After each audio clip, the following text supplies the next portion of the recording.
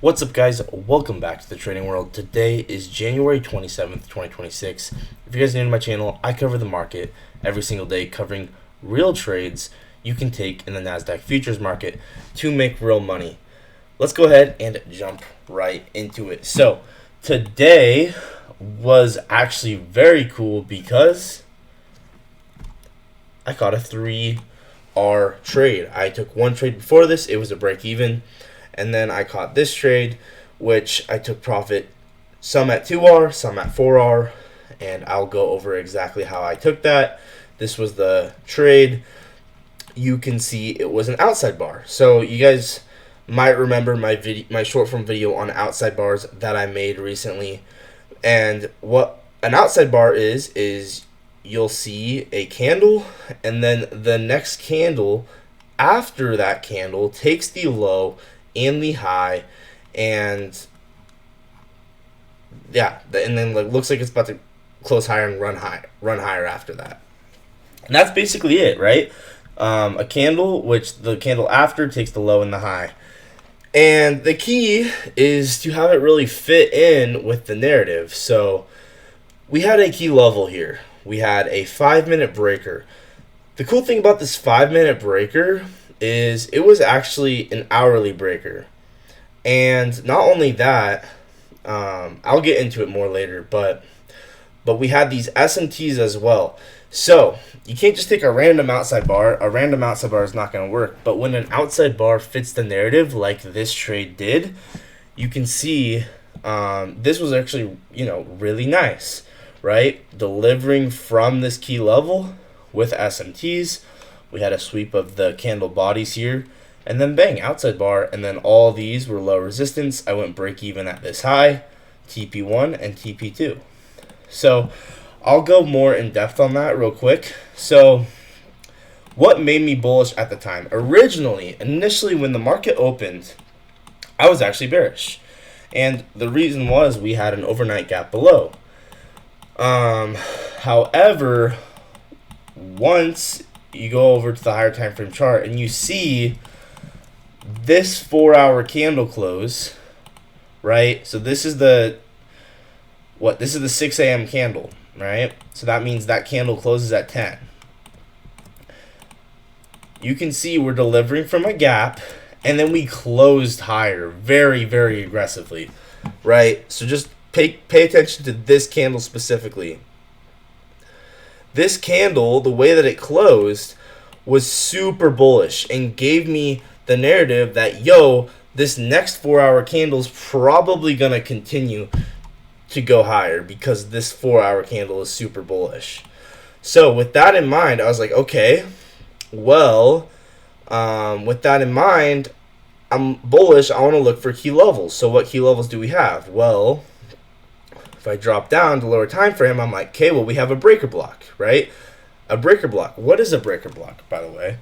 A breaker block is the highest up close candle before a move lower, right? And so that is right here. And it can, there you go, right? That is a breaker block. This highest up close candle before this move lower that takes out these lows. That's it. That's all it is. The highest up close candle before a move lower.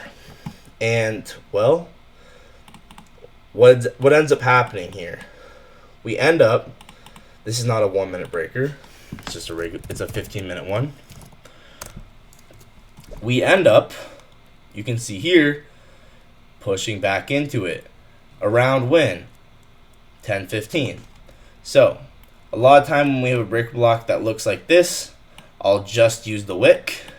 And then to get even more precise, I went down to the 5-minute and just used the wick of the 5-minute one.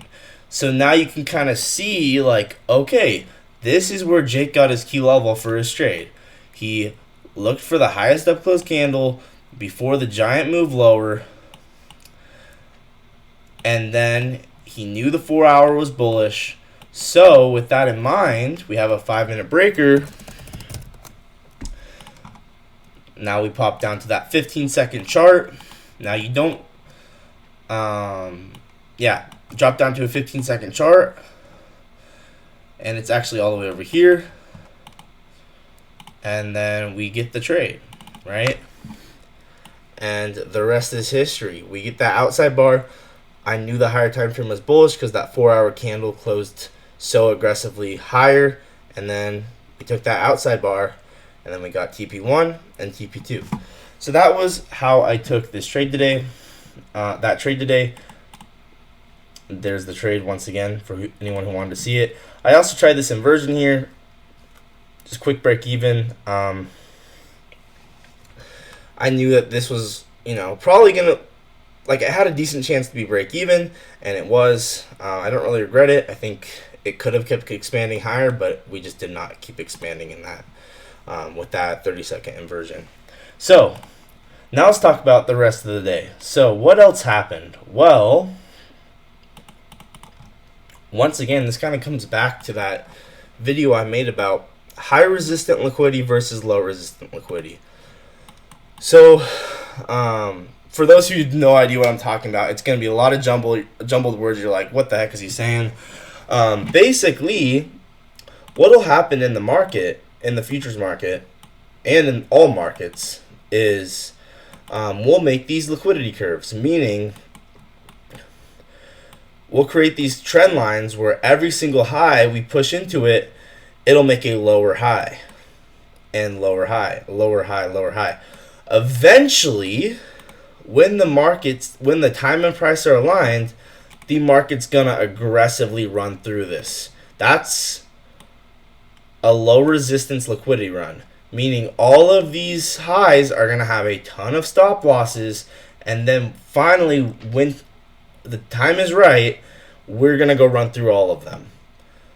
So this is a low resistance liquidity run. When we run through all of these highs, which are low resistance, there's a lot of stop losses above them. However, until the market is ready, it's going to be high resistance. So you see these trend lines. It's weird because a high resistance liquidity trend line and a low resistance liquidity trend line are going to look exactly the same, right? Right now, this is high resistance. Boom. High resistant, high resistant, high resistant, high resistant, high resistant, high resistant. It becomes low resistant once we form the low of a higher time frame model, and then we start expanding higher. And now you can see post 940-ish, we expand. What's this, by the way? What's this right here? That's the Judas swing. So if you guys don't know, a lot of the time what will happen at market open is we'll get a fake out move before in the opposite direction before the real move. And you can see that is exactly what happened here. We get a fake out move at 9:30, pushing up once again into that high resistant liquidity. We get that fake out move, and then we get the expansion move. So that was pretty cool. I'm just going to go through some more screenshots here. So some more things here. What essentially confirmed the reversal was we ended up coming down, filling a new week opening gap, which also went below the true month open. So once again, you can see how quarterly theory plays a role here. We go below the true month open, filling this new week opening gap. And very fascinating, at the low here, you can see there's a old PM first center for value gap. I'll go more in depth in that in a second. And then bang, 1 minute inversion for value gap. When we get this, delivering from this new week opening gap, taking the true month open, this is very, very nice for longs. And then we expand up. Once again, once we get to the other side of the curve, this becomes low resistance, not high resistance, and now it's rocket fuel. Now it's going to be aggressively expanding us up towards our drawn liquidity, which is previous week's high. We also were below every low time frame true open. We were below 7:30, we were below 9:22, we were below midnight, and then we also took the true month open. We weren't below the true week open, but every other one we went below, and then yeah, we continued higher. As well, you'll note here when we come back on the other side of the curve, we take a pit stop on a retest of that inversion for value gap. I call this the Jan entry, meaning basically entering an inversion for value gap on a little bit of a retrace. And yeah, in this case, it's back testing that inversion for value gap, pop that limit order in, stop loss a reasonable distance below, and then we expand up to go run those low resistance highs. Once again, very, very nice trade. Now let's talk about this, because this is very fascinating. You can see how perfectly we react off of this PM first presented for value gap here. And well, what was that? What kind of trade could you have taken off of that? Well, if you guys know anything about first presented for value gaps, you know that you can take a change of state of delivery off of them. This is the first strike model that I nicknamed because I couldn't figure out what to call it. But basically, you take a change of state of delivery on the aligned time frame, which is either the 5-minute or the 15-minute, with a first presented for value gap. In this case, it's the PM first presented for value gap. And then we get that 5-second change in state, which is a candle body closure above a down close candle or a series of down close candles. In this case, it's a series of down close candles. And so yeah, there you go. 5-minute change state delivery. We retest the high of that open of those bodies, and then boom, explosion off of it. We go up 4 projections. I like, personally, the way I would have taken this is I would have likely just taken this up 4 projections. I think that's the most realistic way to take it. But you could have also taken it up 7 projections. I like 7 projections a lot. And if you're a degen, you could have held it all the way up to that previous week's high.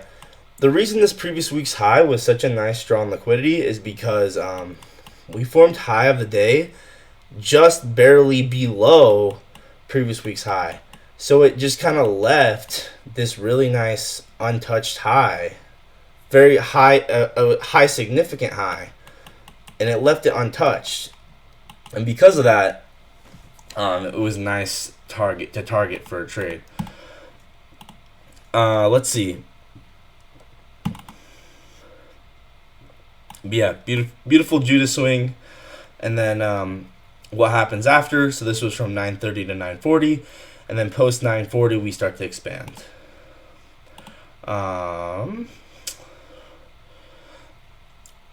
Now, initially, I was bearish. So, initially, I was bearish. Like I said, this is high resistance. It's at the time we started to go higher, this was high resistance. The time before we come to the other side of the curve, this is high resistance. People are thinking, oh, we're ready to go run this. This is low resistance. And then they get faked out. We come up above all these highs. And actually what's fascinating is we end up going above every single true open on all the time frames. We get bearish SMTs, pushing up above this high resistant liquidity, and perfectly soup these equal highs. I call this the Vol model. This is just a nickname I gave for describing what happens when we come above all the true opens into high resistant liquidity. Boom, we soup equal highs. So you can see the equal highs are right here. Right? Here's one high. Here's another high. They're perfectly equal. You can see those get souped. Meaning basically we get a reaction off of it. That's what that means. And yeah, we go lower. Then off of that high, once again, we had the overnight gap actually below, which did throw me off a little bit because I kind of wanted to see that get filled. But, those overnight gaps, they're helpful, but they're not definite, right? So the overnight gap was below. We did not fill it all the way. We filled it halfway. I really liked this 15-second change to delivery off of these equal highs. I think this was really, really nice. treat this as a void and then target lower. This was a market open wick. Whoops. So I like targeting that market open low. I think that's, that's a pretty nice draw on liquidity, as you guys remember. I think I've talked about this in other videos where market open low is going to be a really nice draw on liquidity. It's kind of same as like a data low. We also form a pin bar off of this on the 15 second, which is kind of cool. And let's see.